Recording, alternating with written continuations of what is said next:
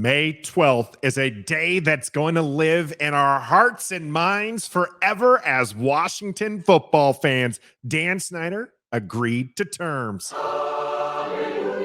We're going to break it down right here on Ref the District. I'm a pretty bad kid. On May 12th, yes, indeed, a Friday kind of news dump.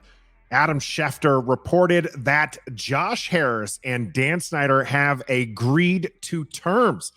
Statement by Josh Harris on behalf of the Harris ownership group wanted to, on behalf of the entire ownership group, naming out Mitch Rales, Dave Blitzer, and Magic Johnson, wanted to express how excited they are to be considered by the NFL to be the next owners of the Washington Commanders.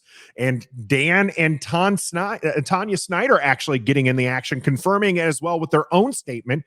We are very pleased to have reached an agreement for the sale of the Commanders franchise with Josh Harris, an area native, and his impressive group of partners. This is what we've been waiting for, right? Like there's always been, it's going to happen. There's some behind the scenes stuff. We've been following AJ Perez for a long time here and have had him on the show to talk about what exactly is going on here. But once you know that Adam Schefter tweets it out, it's there, right? And this is what happened.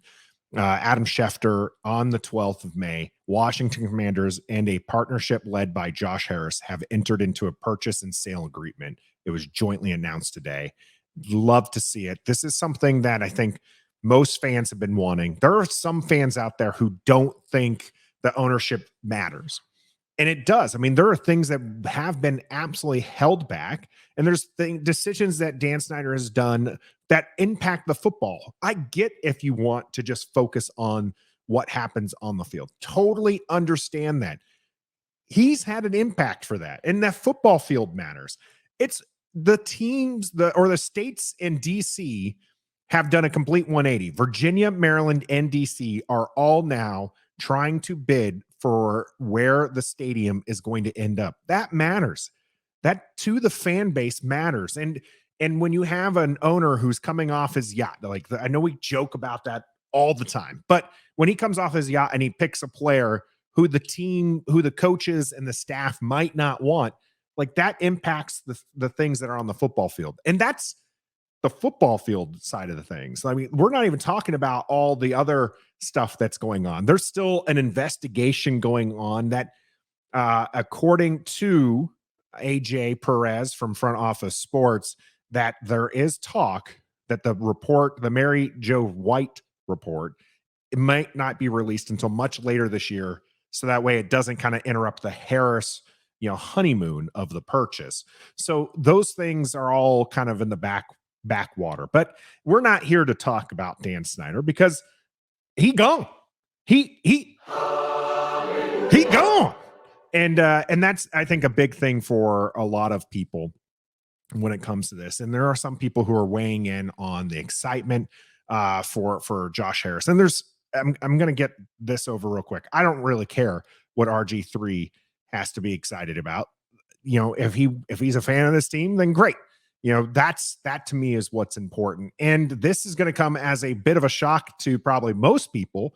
And I'm going to be as respectful as I can here, but I really don't care about the opinion of Joe Gibbs either. And it's mainly because Joe Gibbs has, for the last 2 decades, kind of stood by Dan Snyder and a lot of these decisions, hopefully doing some behind the scenes stuff, because we all respect Joe Gibbs. And so, he's come out and he's talked about having the opportunity to get with Josh Harris and the leadership team during the process and support the efforts of this new ownership group, which is great. It's not an opinion that I think is as valuable as it should be, given the fact over the last 2 decades he's been there. But Josh Harris is looking to be the next owner of the Washington Commanders. What we do know is the vote's probably not going to actually happen this year. They do have, or not this year, but this upcoming week. There is an ownership meeting that's happening from May 22nd to May 24th. And that's where this typically would be ratified, but it still has to get through the financial committee. And there's been some concerns, but it looks like those are going to be worked through. And what's going to happen here in the end of May is all of the ownership's members are going to be briefed of where they're at with the sale, what they think is going to happen. But the actual vote for Harris to become the next owner isn't going to happen until later this year. That's fine. Pack the stadium September 10th. Let's show out for our team. Let's show Harris and Magic Johnson that this area has been so desperate for some good football. I'm not even talking about like them jokers up north, up 95. We need good football here in DC. And that to me is the first priority. I know a lot of people, and I get it. Like if you're a fan of the Redskins and you don't want to say Commanders, or if you're really liked football team and you want to go back to that, sure, whatever. If we start winning games, no one's going to care. If we hoist the Lombardi in February and we have a parade here in DC, no one cares what they are called. 100%. You can lie to me. You can lie to yourself. It will not matter. They can be the pink fluffy clouds and people will still be celebrating because they'll be Super Bowl champions. Okay. So I don't care about the name change. I don't care if it needs to change, for the people who say it needs to change back. I disagree. I don't think it needs to do anything. I think what we need to do is we need to start winning some football games. And for Harris to do that, he's going to have to get in. He's going to have to make sure that we have the right people for that. A lot of people want Ron Rivera gone. If Harris thinks that that's the right thing, if that's going to start winning football games, then go for it. I personally agree, but that's another matter. That's what we're going to talk about. But that's my personal priority for him, is to establish a winning culture here in DC. Washington, George Carmi had a great stat line that I don't have pulled up in front of me, so I'm going to butcher it right now, but shout out to George for this one. But Washington had a winning record before Dan Snyder took over, like plus 50 games. They are 50 games under 500 with Dan Snyder. Just absolutely asinine, just gross. This is an area with, as they all love to say, some rich football history.